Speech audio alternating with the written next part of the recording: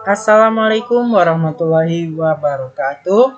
Halo semuanya, bertemu lagi nih sama saya Ilham Kesuma dengan NPM A1C021009. Kali ini saya akan membahas tentang konsep manajemen pendidikan tingkat tinggi.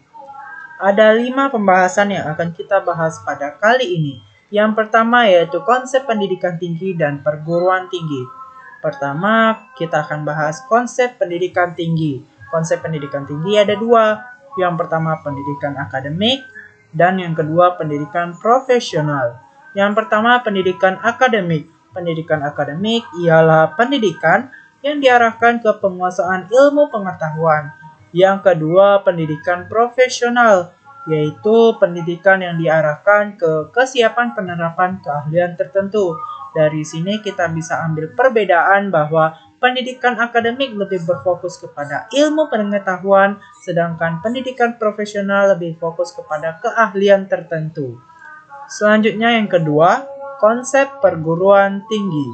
Ada 5 pembahasannya. Yang pertama, akademik. Akademik yaitu menyelenggarakan program pendidikan profesional pada satu cabang atau sebagian cabang ilmu pengetahuan, teknologi, atau kesenian tertentu. Yang kedua, politeknik. Politeknik yaitu menyelenggarakan program pendidikan profesional pada beberapa bidang pengetahuan khusus atau perguruan tinggi yang menyelenggarakan pendidikan vokasi. Yang ketiga, sekolah tinggi. Sekolah tinggi yaitu menyelenggarakan program pendidikan akademik atau profesional dalam lingkup satu disiplin ilmu tertentu. Yang keempat, institut. Institut ini merupakan penyelenggarakan program pendidikan akademik atau profesional dalam sekelompok disiplin ilmu pengetahuan, teknologi, atau kesenian. Dan yang terakhir, universitas. Universitas ini yaitu menyelenggarakan program pendidikan akademik atau profesional dalam beberapa disiplin ilmu pengetahuan, teknologi, dana, atau kesenian tertentu. Selanjutnya penyelenggaraan pendidikan tinggi. Kita ambil salah satunya menurut Peraturan Pemerintah Nomor 60 Tahun 1999 tentang perguruan tinggi yang mengatur bahwa penyelenggaraan perguruan tinggi itu dilakukan oleh masyarakat harus berbentuk yayasan atau badan yang bersifat sosial. Dari sini kita bisa ambil kesimpulan bahwa pendidikan tinggi ini diselenggarakan dalam bentuk yayasan atau badan yang bersifat sosial. Lanjut, manajemen perguruan tinggi. Ada 4 manajemennya. Yang pertama, perencanaan. Kedua, pengorganisasian. Ketiga, penggerakan. Dan yang keempat, pengawasan. 4 macam ini ada semua di fungsi manajemen yang sudah saya jelaskan di video sebelumnya. Yang pertama, perencanaan. Perencanaan merupakan strategi yang menentukan hidup mati dan berkembangnya suatu universitas. Berarti perencanaan ini awal mulanya terbentuknya.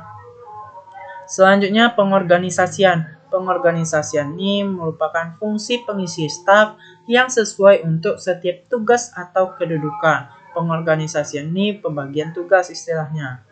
Sedangkan penggerakan yaitu tugasnya menggerakkan seluruh manusia yang bekerja dalam suatu perguruan tinggi agar masing-masing bekerja sesuai yang telah ditugaskan dengan semangat dan kemampuan maksimal.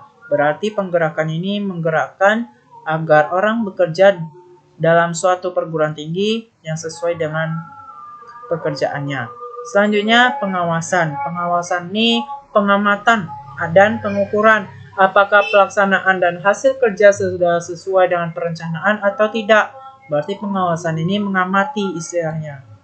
Selanjutnya dimensi makna perguruan tinggi. Ada 5. Yang pertama dimensi etis. Dimensi etis ini lebih menekankan pada pusat kreativitas dan pusat penyebaran ilmu pengetahuan. Bukan demi kreativitas sendiri, tetapi demi kesejahteraan umat manusia. Yang kedua, dimensi keilmuan. Kalau keilmuan ini lebih menekankan pada dunia ilmu pengetahuan. Yang ketiga, dimensi pendidikan lebih menekankan pada proses pembelajaran mahasiswa. Diusahakan untuk belajar secara terus-menerus. Selanjutnya dimensi sosial. Kalau dimensi sosial ini lebih menekankan pada kegiatan dan perjuangan para mahasiswa. Sedangkan yang terakhir dimensi korporasi. Korporasi ini lebih menekankan kepada jasa kepada masyarakat yang berupa pendidikan tinggi dalam bentuk proses belajar mengajar ataupun penelitian. Terakhir, perguruan tinggi dan tantangan globalisasi. Kita bahas pertama perguruan tinggi bagi globalisasi.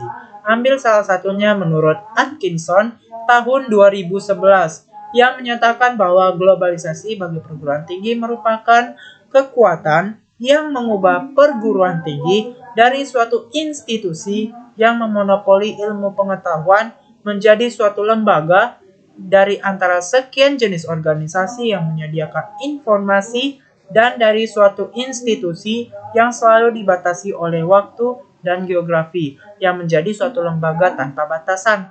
Lanjut tantangan globalisasi, ada 3 tantangannya. Pertama, tantangan pada pengelolaan, tantangan pada proses belajar mengajar, dan terakhir tantangan pada pendidikan nilai.